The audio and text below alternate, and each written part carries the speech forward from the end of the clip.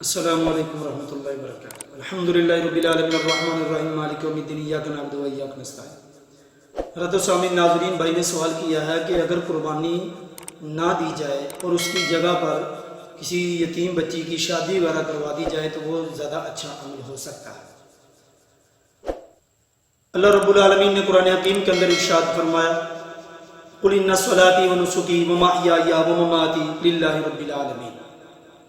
کیا پیغمبر نبی محمد صلی اللہ علیہ وسلم آپ امت کو بتا دیجئے، لوگوں کو بتا دیں کہ بے شک میری نماز، میری قربانی، میرا جینا اور میرا مرنا للہ رب العالمین صرف اور صرف ایک اللہ کی رضا کے لیے ہے۔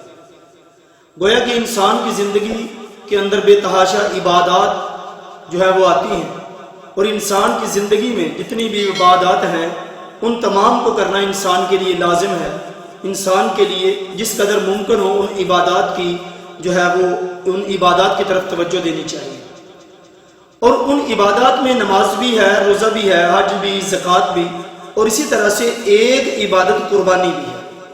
قربانی صاحب استطاعت کے لیے ضروری ہے کہ اگر ایک آدمی استطاعت رکھتا ہے قربانی کرنے کی تو وہ قربانی کرے، اگر استطاعت نہیں رکھتا تو وہ قربانی نہ کرے۔ لیکن اگر انسان استطاعت رکھتا ہے اور استطاعت رکھنے کے باوجود اور وہ قربانی نہیں کرتا تو وہ اللہ کے ہاں مجرم ہے۔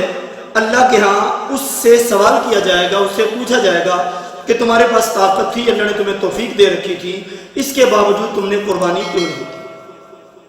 اگر ہم قربانی کو دیکھیں تو پہلے زمانے میں لوگوں کے پاس سب سے بہترین قسم کی دولت جو ہوتی تھی وہ انسان کے جانور ہوا کرتے تھے۔ روپیہ پیسہ دولت نہیں ہوتی تھی، ان کے جانور، مال مویشی ہوا کرتے تھے۔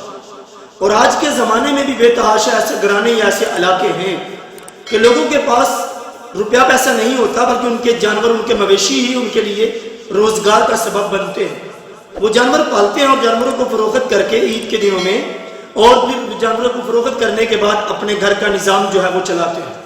تو گویا کہ ان کے لیے سب سے قیمتی چیز وہ اللہ کے ہاں وہ جانور کو قربان کرنا ہی ہے۔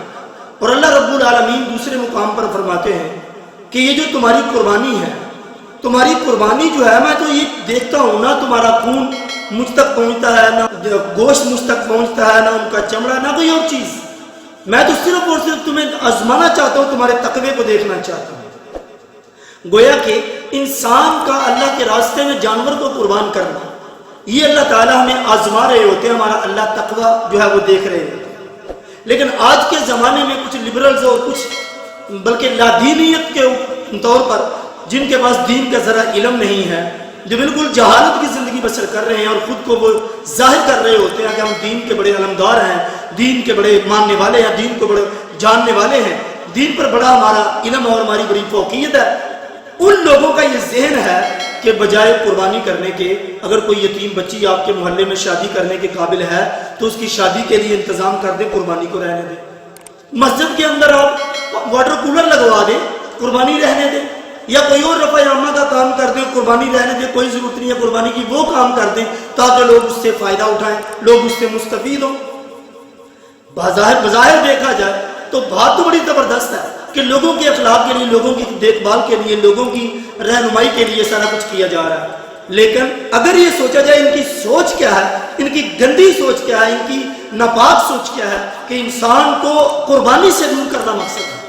کرنا چاہیے، اگر کسی بچی کی شادی ہے اور اس کے پاس بیچارے کے پاس انتظامات نہیں، وہ بھی کریں۔ اگر مسجد میں ضرورت ہے واٹر کولر کی، وہ بھی لگائیں۔ کسی اور جگہ پر رفع عامہ کا کام کی ضرورت ہے، وہ بھی کریں۔ لیکن قربانی جو ہے وہ تمہارے لیے ضروری ہے، قربانی تم ہر صورت میں کرو گے، قربانی کو نہیں چھوڑ سکتے۔ اب ان چیزوں کو قربانی پر فوقیت دے رہے ہیں تاکہ لوگ ان چیزوں کی طرف توجہ کریں اور قربانی سے پیچھے ہٹ جائیں۔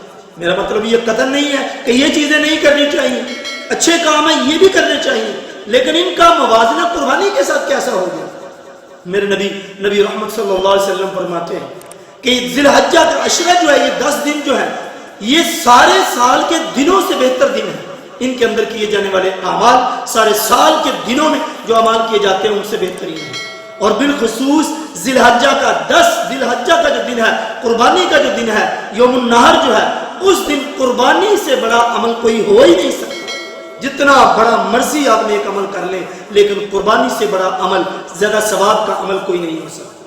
اس لیے ان چیزوں کو ان جو پڑھے لکھے بنے ہوئے ظاہر کرتے ہیں، یہ جو لبرل معافیہ ہے، یہ جو اس طرح سے دین سے دور ہے اور لوگوں کے ذہنوں کو خراب کر رہے ہیں، یہ ان لوگوں کو سوچنے کی ضرورت ہے، ذرا ہوش کے ناخن لینے چاہیے کہ اگر آپ رفع عامہ کے کام کرنا چاہتے ہیں، سارا سال آپ کے پاس ہے، اس دن بھی کریں، لیکن قربانی کو آپ پیچھے ہٹا کر، قربانی کو اگنور کر کے اس چیز کو اگر آپ ترجیح دے کر کام کریں گے، آپ شریعت کے خلاف کام کریں گے، کیونکہ اللہ رب العالمین نے قرآن میں فرمایا وَمَا أُمِرُوا إِلَّا لِيَعْبُدُوا اللَّهَ مُخْلِصِينَ لَهُ الدِّينَ، اللہ تعالیٰ تو تمہارا اخلاص دیکھتے ہیں کہ تم اللہ کی عبادت کرنے کے لیے جب آتے ہو تمہارے پاس اخلاص کتنا ہے، کتنی لگن کے ساتھ یہ کام کرتے ہیں۔ لہٰذا یہ سوچ، یہ نظریہ، یہ بات غلط ہے کہ قربانی کی جگہ پر آپ کسی غریب کا ساتھ دے دیں، کسی کا یہ کام کر دیں، یہ غلط بات ہے، یہ لبرل معافیہ اس طرح کی باتیں پھیلا رہا ہوتا ہے۔ قربانی اپنی جگہ پر ہے اور وہ نیک اعمال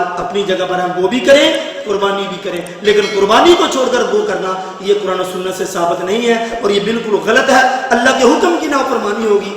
اس لیے ایسی سوچ، ایسے نظریے سے بچنا چاہیے۔ اللہ تعالیٰ ہم سب کو قرآن و سنت کے مطابق عمل کرنے کی اور ایسی گندی سوچ اور جاہلانہ سوچ سے بچنے کی توفیق عنایت فرمائے۔ وآخر دعوانا الحمدللہ رب العالمین، والسلام۔